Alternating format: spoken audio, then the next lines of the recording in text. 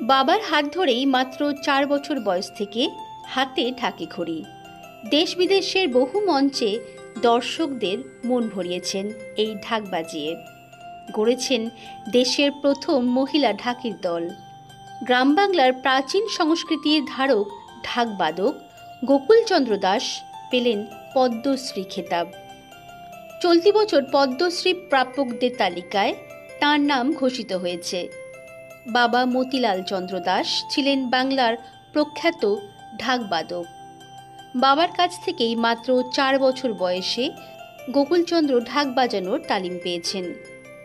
বড় হবার সঙ্গে সঙ্গে তাঁর ঢাক বাজানোর খ্যাতি আশেপাশে ছড়িয়ে পড়তে শুরু করে। 2004 সালে একটি বেসরকারি সংস্থার আয়োজিত প্রতিযোগিতায় অংশগ্রহণ করেন।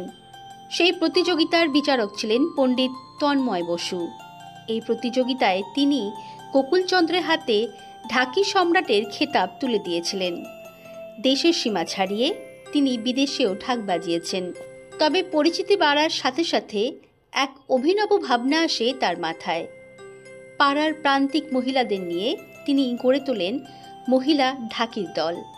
গোকুলচন্দ্রের সেই মহিলা ঢাকির দলে বর্তমানে 90 জন সদস্য রয়েছেন।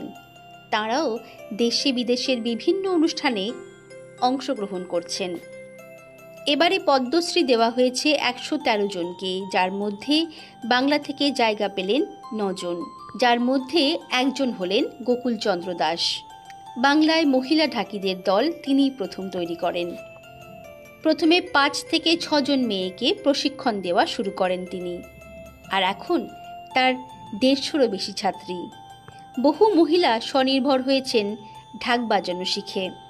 তাই বাংলার ঢাক শিল্পে এত বড় সম্মানে আমরা সবাই গর্বিত।